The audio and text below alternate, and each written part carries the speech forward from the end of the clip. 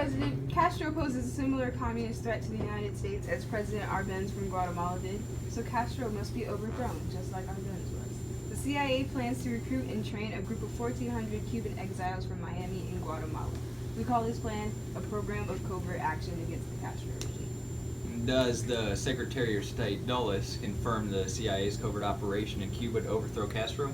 Yes, I confirm this covert action against the Castro regime. All right.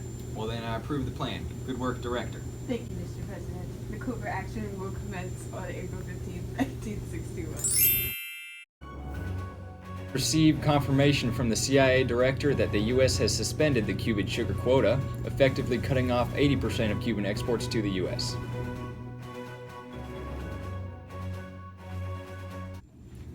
Due to the United States' suspension of Cuban sugar, the Soviet Union, Cuba's newest ally, agreed to buy Cuban sugar in order to sustain our economy.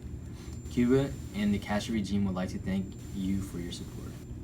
In response to the sugar situation, I will also nationalize U.S. private investments in Cuba. It is our pleasure to help Cuba, as it is known that the U.S. is the USSR's biggest enemy. We will win this fight against the United States. In addition to buying Cuban sugar, the USSR would like to arm shipments that arrive in Cuba. Again, we appreciate the USSR's support. Therefore, Cuba will openly align itself with the domestic and foreign policies of the USSR in order to pledge Cuban-Soviet bloc solidarity. Thank you. My pleasure. Okay.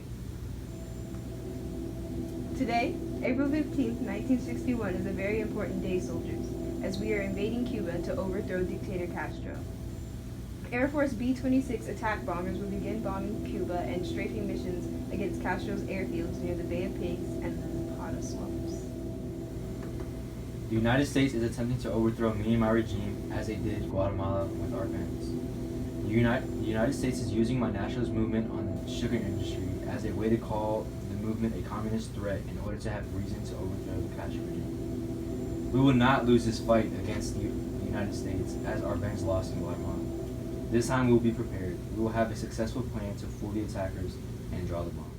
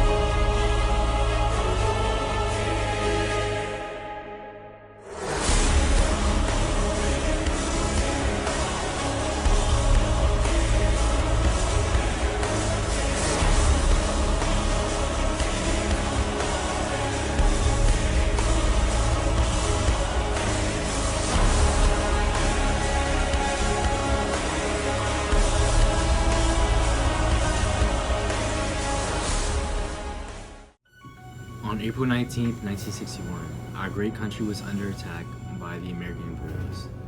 However, because of my planning with the military, we were able to put a stop to this invasion and defeat the so-called great United States. I tell you, all my people, that we are safe, and with your support, I shall put an end to all foreign interventions in our great nation.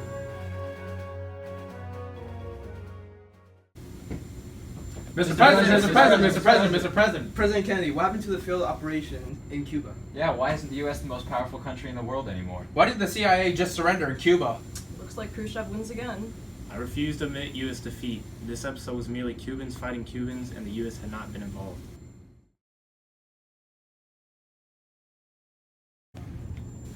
After days of deliberation, Kennedy and I have agreed to negotiate a deal due to the destruction the Bay of Pigs invasion left on Cuba. I plan to make pleas to pharmaceutical companies and food manufacturers to compensate for Cuba. Due to my generous offer, I expect that you release the 1,100 captured and imprisoned American soldiers in Cuba. I agreed to $53 million worth of food and drugs. And in return, I'll release the brigade prisoners that are held in captivity by the Cuban government. Thank you, Mr. Castro. My jacket on. Pierre, can you hurry up? What?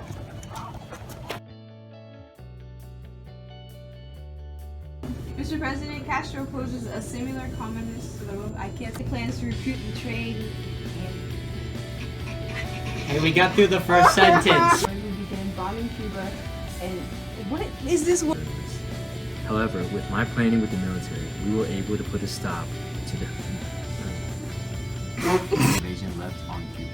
I plan to make pleas to pharmaceutical companies and food manufacturers in order to... Mr. President, Castro poses a similar. The United States is attempting to overthrow me and my regime as they did in Guatemala with our band. The U.S. is using my nationalist movement on the sugar industry as a way to call the movement a communist threat in order to end it.